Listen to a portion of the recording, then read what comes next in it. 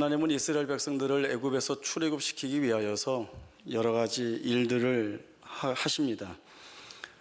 모세를 준비하시기도 하고 또 애굽의 10가지 재앙을 내리기도 하십니다. 그렇게 해서 마침내 바로의 항복을 받아내십니다. 마침내 항복을 받아냈다라고 해서 하나님이 힘들게 항복을 받아내셨다는 뜻은 아닙니다. 오랜 시간과 또 여러 가지 일들을 행하는 정황들을 통하여서 하나님이 그 안에서 모세와 이스라엘 백성들을 훈련시키시고 또 다듬고 계십니다.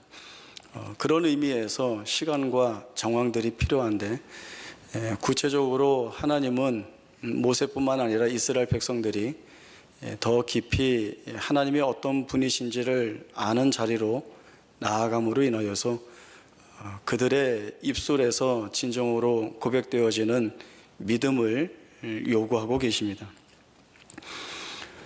10번째 장자의 죽음이라고 하는 재앙을 통하여서 바로가 이스라엘 백성들을 애굽에서 내보내게 됩니다. 이스라엘 백성들은 오랫동안 꿈꾸어오던 해방을 맞이하여서 기뻐하지만 사실은 지금부터가 이스라엘 백성들에게는 훨씬 중요하다는 것을 놓쳐서는 안 됩니다.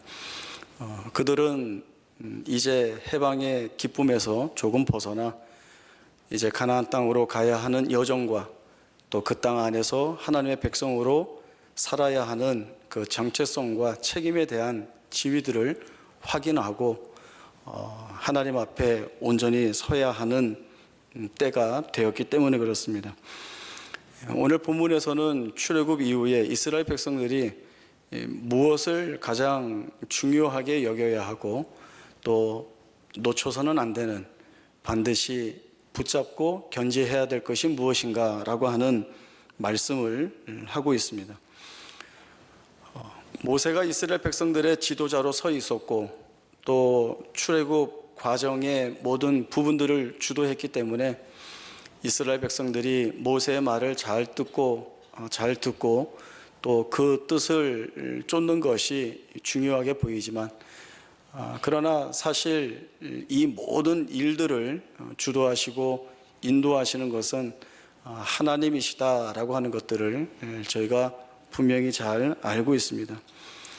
하나님이 우리를 인도하신다라고 하는 이 중요한 주제는 앞으로 이스라엘 백성들이 가나안 땅 가는 여정과 또 그 땅 안에서의 하나님의 백성으로서 사는 목적들에 관하여서 가장 중요한 내용입니다. 그런 의미에서 오늘 모세는 하나님의 인도하심과 관련된 내용 3가지를 열거하고 있습니다. 그 내용들을 하나씩 살펴보면서 그 안에서의 하나님의 인도하심이 갖는 의미가 무엇인지 보도록 하겠습니다. 첫 번째는 하나님이 이스라엘 백성들을 블레셋 사람의 땅의 길로 인도하시지 않는다는 것입니다. 본문에서 나오는 블레셋 사람의 땅의 길이라고 하는 것은 그 당시에 애굽에서 가나안까지 가는 길로서는 가장 짧은 길, 다시 말해서 가장 가까운 길입니다. 그 길을 지나갈 수만 있다면 가장 안전하고 편안하게 가나안 땅까지 올라갈 수 있는 것입니다. 이러한 내용들은 이스라엘 백성이나 모세도 잘 알고 있는 내용이었을 것입니다. 그러나 하나님이 그 길을 막으십니다. 막으시는 이유는 그 땅을 지나가는 문제로 혹 전쟁이 벌어지게 되면 마음을 돌이켜 이스라엘 백성들이 애굽으로 돌아가게 될까 염려하기 때문에 그렇습니다.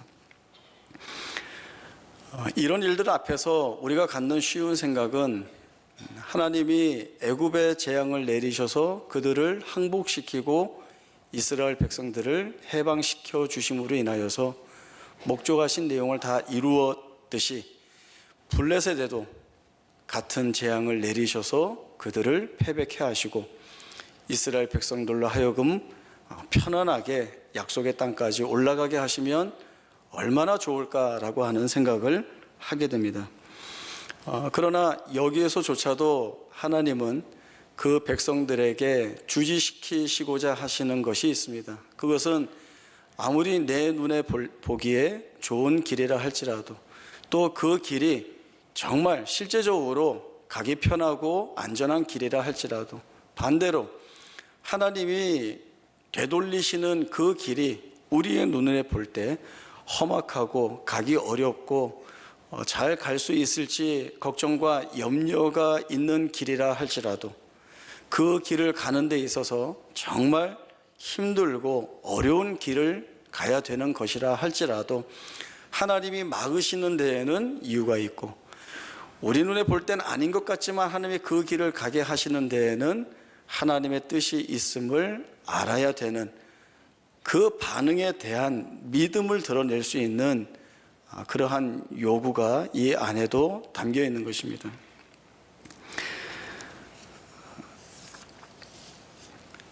아직까지 하나님에 대하여서 깊은 이해를 풍성하게 갖지 못하고 또 하나님에 대한 믿음을 철저히 지니지 못한 상황에서 무조건 하나님의 기적적인 방법에만 의존하는 것은 장차 이스라엘 백성들이 모든 난관 속에서도 고난 속에서도 하나님을 이스라엘의 하나님으로 붙잡고 나아가기 위해서는 이들에게 반드시 필요한 것, 하나님의 말씀에 순종하는 것을 익혀 나가야 된다라고 하는 것입니다. 이스라엘 백성들의 마음에서의 소원도 분명히 이러한 내용들이 담겨 있었을 것입니다. 블레셋 사람의 땅의 길을 편하게 지나가게 해 주시고 또 가나안 땅에는 이미 강성한 여러 부족들이 자리 잡고 살고 있지만 하나님께서 그들에게도 하나님의 특별한 기적들을 사용하셔서 쫓아내 주시거나 아니면 자기네들끼리 싸워서 망하게 해 주시거나 해서 이스라엘 백성들이 가나안 땅에 도착했을 때에는 전쟁도 필요 없이 거치는 것 없이 무혈입성하듯이 그 가나안 땅에 깃발을 꽂을 수 있도록 해주시면 좋겠다라고 하는 마음도 있었을 것입니다. 그리고 그 땅은 하나님이 말씀하시는 대로 젖과 꿀이 흐르는 땅이니까 내가 애써 씨를 뿌리거나 농사를 짓지 않아도 여러 곡식이나 과실들이 저절로 자라나서 영원토록 편안하게 잘 먹고 잘 살았으면 좋겠다라고 하는 그러한 기대나 소원도 충분히 얼마든지 있을 수 있습니다. 그러나 하나님이 그 백성들에게 편안하고 좋은 길이 아닌 광야의 길들을 허락하시면서 그들을 밖으로 빼시는 것은 이스라엘 백성들이 아직 지니고 있는 연약함이 무엇인지 아시는 하나님께서 오히려 은혜로운 조처를 취해 주신 것이라고 우리는 생각할 수 있습니다. 오늘 출애굽기 13장 본문에서는 블레셋 사람의 땅의 길을 가게 하지 못하면서 하나님이 하시는 말씀은 이 백성이 전쟁을 보게 되면 마음을 돌이켜 애굽으로 돌아갈 것을 염려했기 때문이다 라는 말씀을 주십니다. 민수기 13장에서는 가나안 땅 정탐을 마치고 돌아온 정탐꾼들이 모세와 아론과 이스라엘 백성 앞에서 그 땅을 탐지하고 돌아온 보고를 하고 있습니다. 저희가 읽어본 대로 그 땅에 대한 상세한 내용들이 다 열거되고 있습니다. 과연 젖과 꿀이 흐르는 땅입니다. 그 땅에서 난 결실이 이렇게 탐스럽고 크다라고 하는 것도 보이게 되고요. 그러나 거기에서 그치지 않고 그 땅에 거주하고 있는 부족들에 대한 설명을 덧붙이고 있습니다. 그들은 우리보다 크고 강대합니다.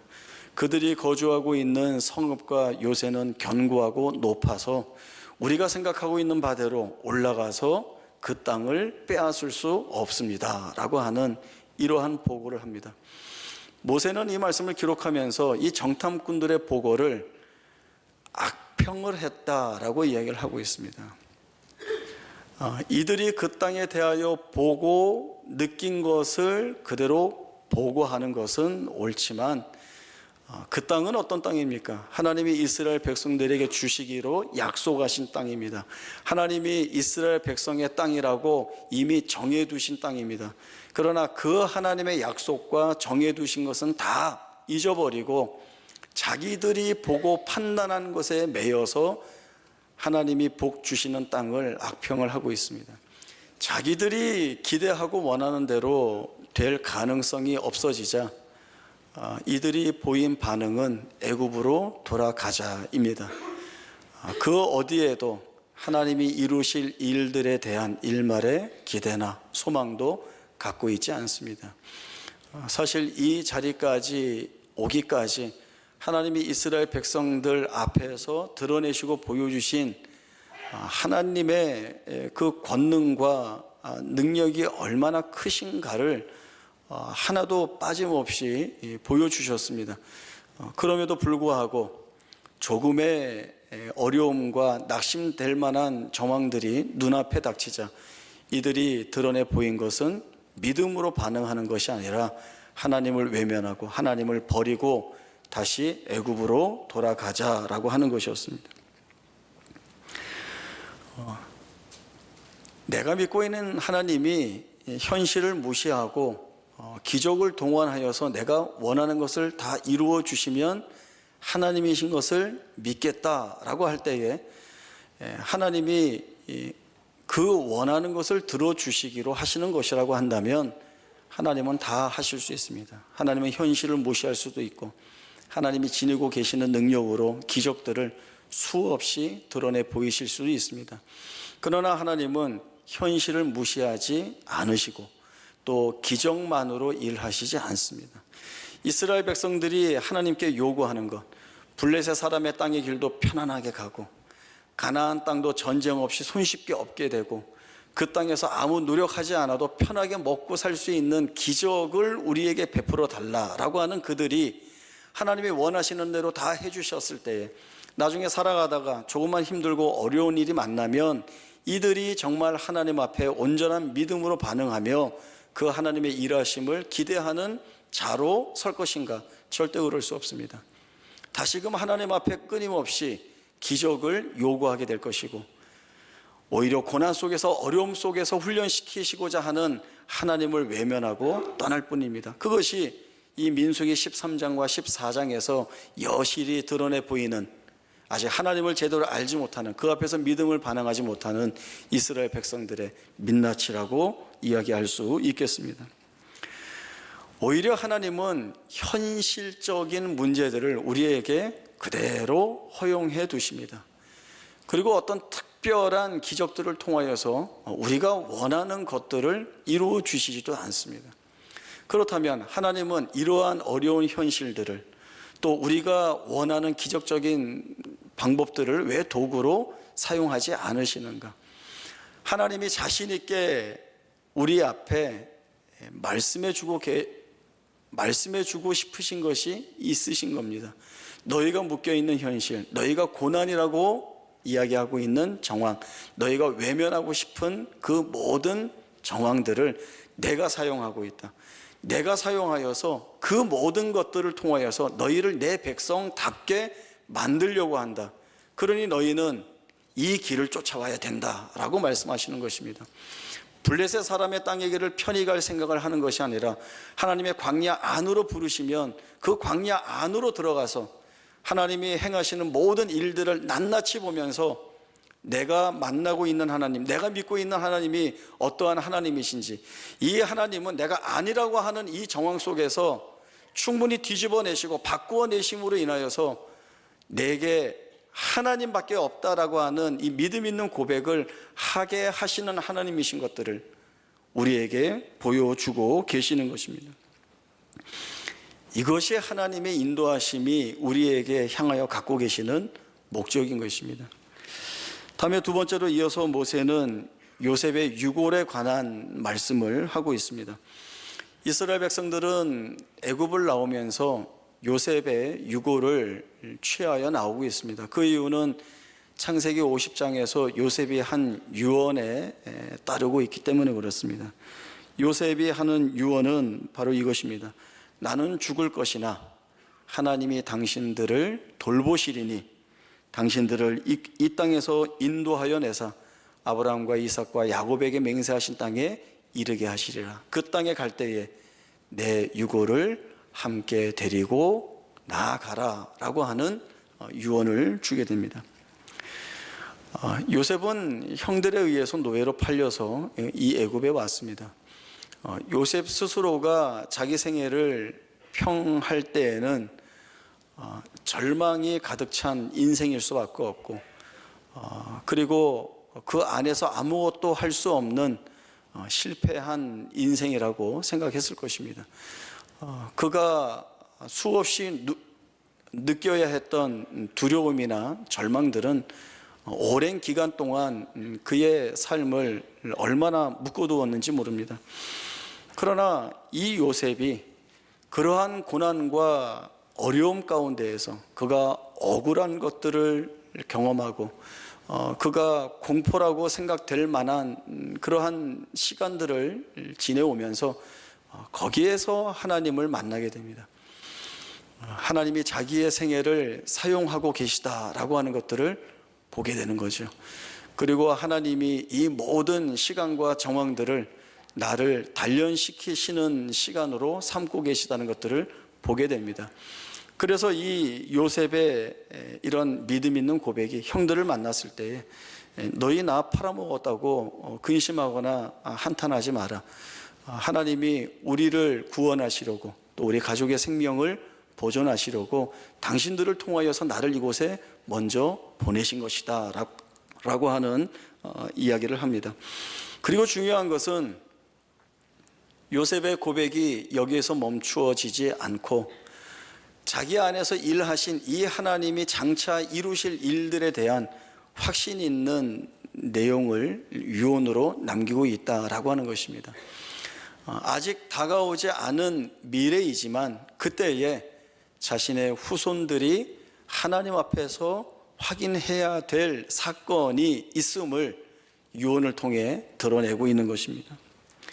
사람들은 미래라고 하면 그 미래를 알지 못하기 때문에 불투명하고 불확실하기 때문에 두려워하고 또 조급해하기도 하고 또 불안해합니다. 그러나 요셉은 분명하게 내 안에서 일하신 이 하나님, 그리고 약속을 주신 그 하나님께서 우리의 후손들을 기억하셔서 정하신 때에 반드시 찾아오실 것이고, 그렇게 찾아오신 하나님은 본인이 하신 약속을 이루어내시기 위하여서 우리를 애굽에서 이끌고 나아갈 것이다 라고 하는 이 확신에 찬 유언을 이 후손들에게 남기고 있습니다.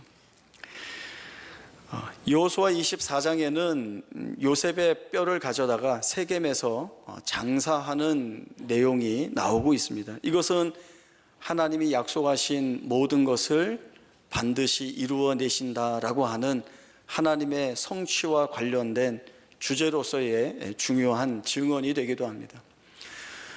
모세가 이러한 요셉의 유고를 취하는 내용을 기록하면서 시간적으로는 굉장히 나와 상관이 없는 일 같지만, 그러나 그 일이 의미하고 있는 바, 결국 그 안에는 하나님이 우리를 잊지 않으시고 계시고 그 하나님이 우리를 찾아오셔서 우리를 인도하시는 이 모든 일들이 사실은 하나님이 처음부터 이스라엘 백성 안에서 계획하시고 진행해 나가시는 구원 역사인 것을 이 백성으로 하여금 보게 하시는 것입니다. 다음에 세 번째로는 구름기둥과 불기둥에 관한 말씀입니다. 구름기둥과 불기둥은 하나님의 임재와 하나님의 동행하심을 의미합니다. 하나님이 우리와 함께 하신다, 우리 앞서 나가고 계시다라고 하는 가시적인 증거가 바로 이 구름기둥과 불기둥이 됩니다. 이스라엘 백성들은 자신의 눈앞에 보이는 구름기둥과 불기둥을 보면서 하루 종일 24시간 내내 떠나지 아니하는 하나님의 이러한 임재를 바라보면서 하나님이 우리를 버리지 않고 계시고 더군다나 하나님이 앞서 나가고 계시다라고 하는 것은 이스라엘 백성들이 나아가는 모든 길들이 하나님의 책임 안에 있다라고 하는 것을 드러내 보여주시는 것입니다. 내가 가나안 땅에 올라갈 때까지 그 여정을 내가 책임지고 내가 확신을 가져야 하고 내가 성취해야 되는 문제라고 한다면 내가 할 수 있는 것이 없기 때문에 그 길은 두려운 길일 수밖에 없고 실패할지 모른다는 불안감이 있는 길일 수밖에 없습니다. 그러나 누가 앞서 나가십니까? 하나님이 앞서 나가시는 것이죠. 애굽에서 10가지 재앙을 내려주심으로 인하여서 애굽과 바로와 그 백성들이 붙잡고 있었던 모든 우상들을 무너뜨리시고 살아계신 하나님만이 온 우주의 참되신 신이라는 것을 여실히 드러내 보여주시고 특별히 유월절을 통하여서 그 하나님의 은혜 아래에 있는 자들은 생명을 보존받고 삶이 보존된다라고 하는 이 분명한 사실들을 가르쳐 주심으로 인하여서 하나님이 책임지시는 백성에게 부어지는 복이나 은혜가 얼마나 풍성하고 부유한가라고 하는 것들을 이 이스라엘 백성들이 깨닫게 되는 것입니다. 우리는 늘 이 부분에서 갈등을 경험하게 되고 때로는 실패의 자리에 서게 되는 것들을 보게 됩니다. 하나님이 하시는 일보다 내가 확신을 가지고 그리고 내가 하는 것이 맞다라고 하는 생각 때문일 것이기 때문입니다. 우리는 늘상 편하게 가고 싶고 또 하나님이 그렇게 해주시면 좋겠다는 생각을 합니다. 광야가 아니라 블레셋 사람의 땅의 길을 가면 좋겠다라고 하는 소원이 늘 우리의 마음속에 있습니다. 그러나 하나님은 블레셋 사람의 땅의 길을 허락하지 아니하시고 우리를 광야에서 만나시겠다고 하십니다. 우리는 광야라는 이 말에 꽂혀 있기 때문에 하나님 거기는 힘든 땅이 아닙니까? 거기에는 눈물과 수고와 한숨만이 있는 땅이 아닙니까?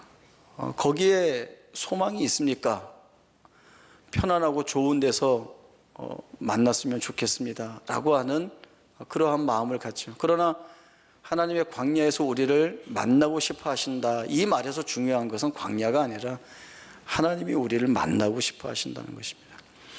하나님이 우리를 만나 주시면 거기는 광야여도 괜찮습니다. 홍해 바닷속이라도 괜찮습니다.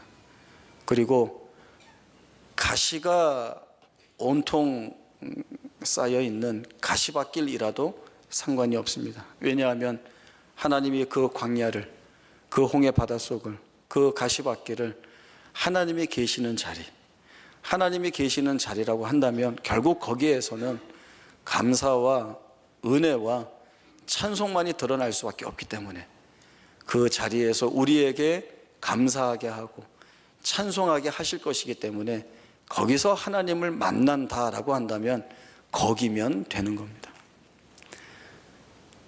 여기서 아멘이 나와야 되는 겁니다.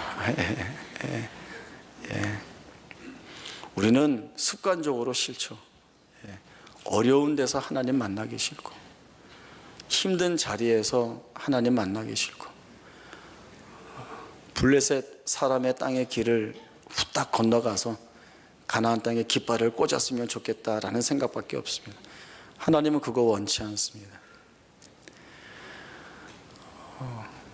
우리가 늘상 듣는 이야기이지만 고난이 축복이다라고 하는 그 의미 우리가 잘 알고 있습니다. 우리는 고난이라고 하는 일들을 만남으로 인하여서 거기에서 하나님을 찾게 되고 또 그 하나님이 이 고난 속에서 우리가 묶여있는 조건과 한계들을 무너뜨리시고 우리가 눈으로 보고 확인하는 것으로가 아니라 우리가 보지 못하고 알지 못하는 훨씬 큰 하나님의 뜻과 섭리 안에서 우리를 이끌어내시는 것들에 대한 기대를 가져야 하는 것입니다. 그 기대가 곧 믿음이고 이 믿음이 하나님이 우리에게서 보고 싶어 하시는 것입니다. 그런데 감사한 것은 하나님이 보고 싶어 하실 뿐만 아니라 이것을 보도록 우리의 생애를 이끄신다는 것입니다. 이제 장차 광야길을 걸어가는 이스라엘 백성들의 삶의 모습들을 통하여서 우리에게 확인해 주실 것입니다. 이러한 하나님의 인도하심이 어제 내 삶에 어떻게 드러내셨는가, 그리고 오늘은 이 하나님의 인도하심을 내가 어떻게 확인하고 해석하여 내 삶에 적용하고 있는가. 그래서 내일은 하나님의 인도하심이라고 하는 이 사실을 더욱더 두텁게 이해하여서 내 생애 속에서 믿음 있는 모습을 만들어내리라 라고 하는 것이 바로 하나님의 인도하심에 대한 말씀을 오늘 찾아본 이유입니다. 이러한 하나님의 인도하심에 대한 깊은 이해가 우리를 하나님이 원하시는 복된 자리로 이끌어내시는 귀한 고백이 될 수 있기를 바랍니다.